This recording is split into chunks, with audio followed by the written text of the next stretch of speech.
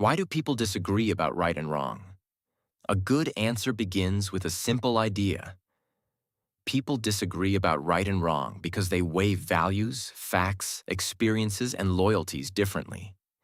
That may sound straightforward, but the full story is usually larger than the first answer that comes to mind. Many everyday questions look small from the outside because we meet them in ordinary life. Then, when we slow down, we discover systems, habits, history, and consequences working underneath. The first layer is cause and effect. One person may prioritize freedom, another safety, another fairness, another loyalty, and real situations often force those values to compete. These causes do not act like separate boxes. They interact. One pressure can make another pressure stronger, and a small change can become important when it is repeated across millions of people, many years, or a whole society. This is why simple answers are useful as starting points, but they are rarely enough as final explanations. The second layer is limits. Culture, religion, family, history, trauma, privilege, and social identity shape what feels obvious or unacceptable. Limits matter because they show where a popular solution, belief, or habit stops working. A person may be doing something partly helpful and still miss the larger problem. Understanding limits is not a reason to give up. It is a reason to choose better tools and ask more careful questions. A concrete example makes this easier to see.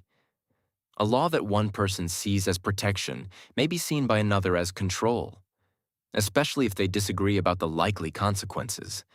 The example is specific, but the pattern is wider. Real life is built from chains of decisions.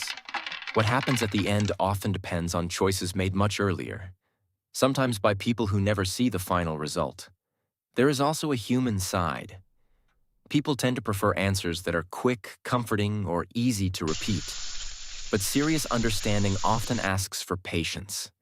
It asks us to separate what feels true from what is supported, what helps a little from what solves the root problem, and what benefits one person now from what affects many people later. This does not mean the answer has to be complicated in language. The clearest explanation is often the strongest one.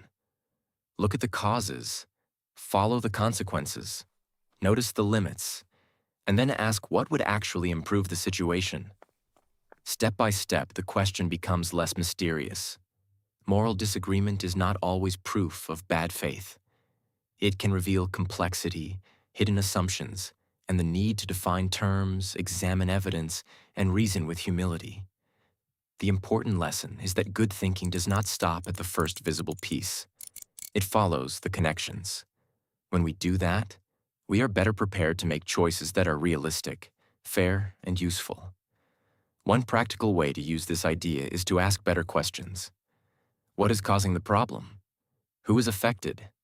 What evidence would change our minds? What solution helps at the surface, and what solution reaches deeper? These questions slow down the rush to easy answers. They also make moral disagreement something people can understand instead of something they only argue about. The stakes are not only theoretical. Public reasoning is shaped by repeated choices, and repeated choices are shaped by what people understand.